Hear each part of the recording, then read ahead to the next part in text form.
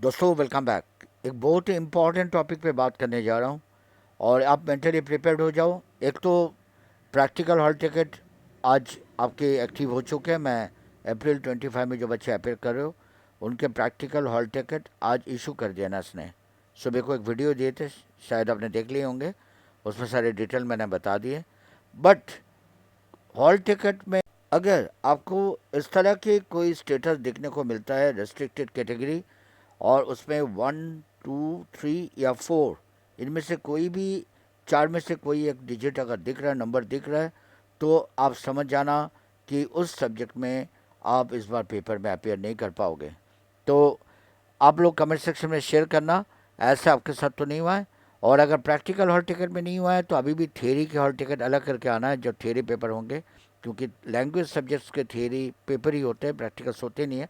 इस वजह से प्रैक्टिकल के हॉल टिकट में लैंग्वेज पेपर को इंक्लूड नहीं करा जाता। जैसे यहाँ एक बच्चे के एग्जांपल मैं दे रहा हूँ, इनके इंग्लिश सब्जेक्ट थे 302 कोड और इनके रेस्ट्रिक्टेड कैटेगरी कोड नंबर 2 दिखाया जा रहा है। जब इन्होंने अपना हॉल टिकट को डाउनलोड करा, इनको इस तरह के देखने को मिले। अगर आपके साथ ऐसा हो तो आप मेंटली प्रिपेयर्ड हो जाओ कि कुछ ना कुछ रेस्ट्रिक्शन के दायरे में आप आ चुके हो। अब मैं एक बार खुलासा कर देता हूँ ताकि कल को आपको बिल्कुल एकदम से शॉक ना लगे। 4 कैटेगरीज ऐसे हैं एनआईएस में जो अगर आप किसी कारण गलती से बाय मिस्टेक भी अगर उसमें बिलोंग करते हो तो आपको एनआईएस अलाउ नहीं करेगा पेपर देने को।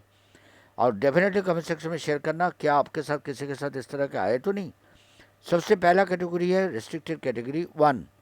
रिस्ट्रिक्टेड कैटेगरी 1 उनके साथ होता है, मानो आप एनआईएस के ओल्ड स्टूडेंट हो, एग्जिस्टिंग स्टूडेंट्स हो और काफ़ी दिन से आपने ट्राई किए होंगे, जैसे भी हो आपका कोई ना कोई सब्जेक्ट आप क्लियर नहीं कर पा रहे थे। ऐसे करते करते जब आपने एडमिशन लिए थे और 5 इयर्स आपके कंप्लीट हो चुके हैं और आपने ध्यान नहीं दिए, आपने दोबारा फीस भर दिए, आपने सोचा एक बार दोबारा ट्राई करते हैं। एनआईएस आपको नहीं कहेगा, फीस तो आपका पोर्टल में रिसीव हो जाएगा, बट जब आपका हॉल टिकट इशू होगा आप देखोगे रिस्ट्रिक्टेड कैटेगरी 1 मीन्स आपका एडमिशन टाइम पीरियड जो है 5 इयर्स का एक्सपायर हो चुका है।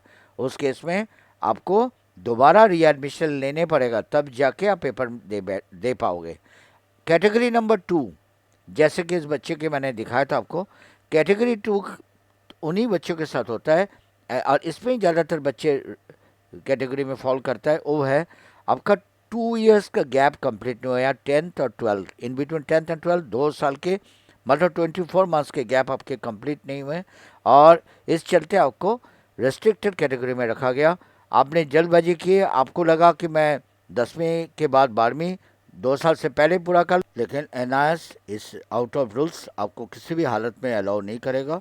इसी चलते कैटेगरी 2 आपको दिखाया जा रहा है, मीन्स आप अभी इस साल पेपर नहीं दे पाओगे उस सब्जेक्ट में जिसके आगे कैटेगरी 2 दिखाया जा रहा है और आपका फीस आप समझ लो बेकार गया। रेस्ट्रिक्टेड कैटेगरी 3 भी कई बार बच्चे के आते हैं और कमेंट सेक्शन में शेयर करना आप में से किसी के आए तो नहीं। वो उस बच्चे के साथ होते हैं, मानो आप जब देख लो अपने हॉल टिकट में सब्जेक्ट के आगे आपको रेस्ट्रिक्टेड कैटेगरी 3 दिखाया जा रहा है, इट मीन्स आप ये समझ लो उस पर्टिकुलर सब्जेक्ट को एनआईएस इस बार मतलब जिस पर्टिकुलर सेशन में आप पेपर दे रहे हो सब्जेक्ट विड्रॉ कर लिया एनआईएस ने। कई बार ऐसा होता है एनआईएस कुछ सब्जेक्ट को विड्रॉ कर लेते हैं और कुछ सब्जेक्ट ऐड ऑन भी होते हैं, तो आपने बाय मिस्टेक ऐसा सब्जेक्ट चूज़ कर लिए जो उस सेशन में एप्लीकेबल ही नहीं है, उस सब्जेक्ट के पेपर होना ही नहीं है। और एक रिमेनिंग कैटेगरी होते हैं, कैटेगरी नंबर 4। अगर उस कैटेगरी में आप आते हो, बिलोंग करते हो, कोई भी बच्चों को उस सब्जेक्ट के आगे अगर कैटेगरी 4 दिख रहा है रिस्ट्रिक्टेड है, वो समझ जाना आपने गलती से सब्जेक्ट कम्बिनेशन में ऐसे सब्जेक्ट ले लिए जो सेम डे को पेपर होते हैं।